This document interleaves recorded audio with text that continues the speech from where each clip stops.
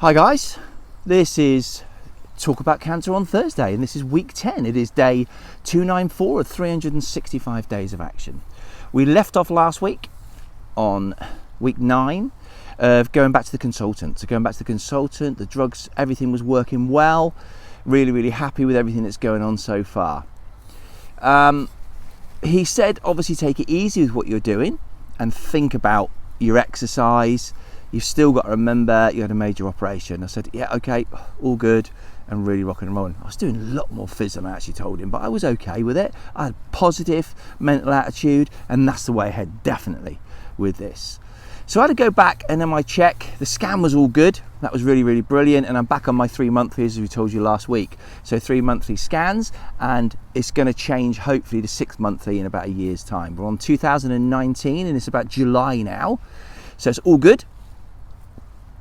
We went back in July and spoke to the consultant, and they said I had to go to the osteoporosis clinic because all the drugs that I'm on, sometimes they weaken the bones and give you brittle bones. So with all the fitness I was doing, they said it didn't seem to be an issue. So I went in, had the x-ray, into down to Southampton, had the x-ray done, really great people, sorted it out, and then come back. And I did find out there was a little bit of a discrepancy and the density wasn't quite what it should be.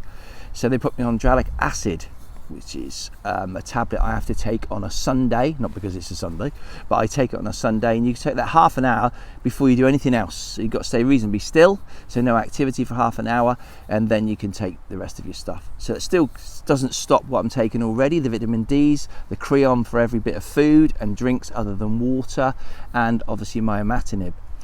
With all the drugs I am taking, it also it gives you, not osteoporosis, but it also can make them brittle, but it also healing was the difficulty I find. So if I get a scrape or a scratch, I do find that it takes a long time to heal, and I think quite a few people must feel that when they're on any sort of lots of tablets that inhibit the healing. Sorts the cancer out and helps the cancer keep that under control, but it definitely inhibits other healing. So any scratch, scrape, cut or anything like that, so blisters, which you do get a few of, and cuts and grazes, it just takes weeks to heal rather than a few days. But if that's all I've got to worry about, that's hardly anything, is it? So we're moving on through the months now. I've already made my brew, by the way. Had issues with the gas, run out again, but there you go. I do stop for a lot of brews.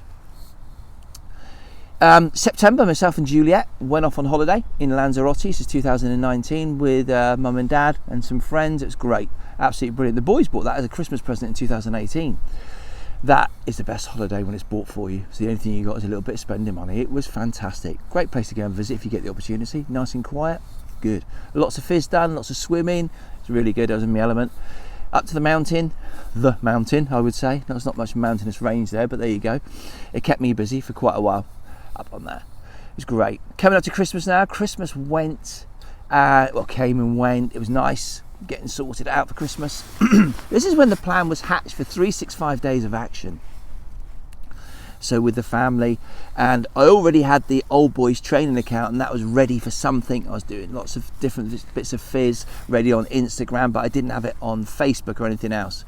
So speaking to a good friend of mine, Rich Evans, he helps with everything, and so and all the posts and everything, because clearly I've got fat fingers and I have issues with doing things like that. He really has helped out amazingly. So then it was hatched. So to start, on the 1st of May 2020, which is Josh's birthday, my eldest, and George's birthday is on the 28th of May. So that was incorporated in that, so I wanted to start it in May, and off we went.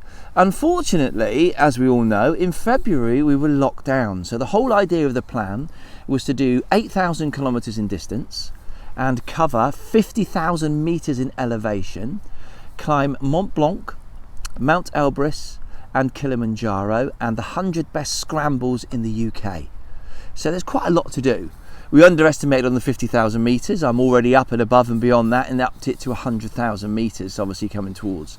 I'm on day 294 at the moment, so there's not a lot left now. So what is it, 66 days? Nice. Well, that's wrong, isn't it? My adding up's awful. So 65, there you go, 95, 100, so 70 odd was. 71 days, there you go, that's better. Obviously not a mathematician. and the plan was hatched. But obviously with that lockdown, I'm so lucky I'm actually on Salisbury Plain.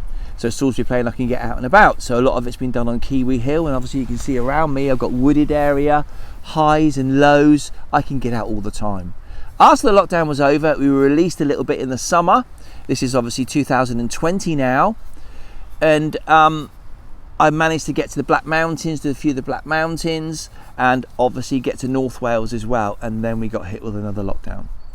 So obviously my plans had to change slightly.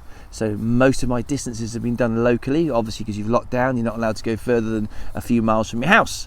But out and around the plains, I keep going in massive loops and going different directions. It keeps me going. I never bump into anyone, hardly ever, other than a few dog walkers, and that's it, and a few runners. So in the beginning, obviously in the rubbish weather, like the first thing this morning, didn't see anybody for the first couple of hours, and already like 16k in. So out and about is great.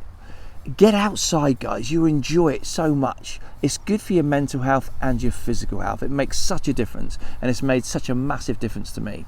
So the challenge is still ongoing, and we're going to talk about that on Thursdays now, but doing different things, perhaps make some food out and about, start to do things that other people might not have done before. I know lots of you have done, especially in the military background or outdoorsy background, you've done it lots of times, but there's many people out there haven't had the opportunity. They might live in flats, they might live in the country. So getting out, even making a brew. That's it. I know I do it every week, and I do it most days, or every day actually, having a brew, stopping around about, but some people don't get the opportunity. I thank you so much for listening, and hope you're still following my story. We still need more followers, more likes and more shares on Old Boys Training on Instagram, Facebook, Twitter and YouTube.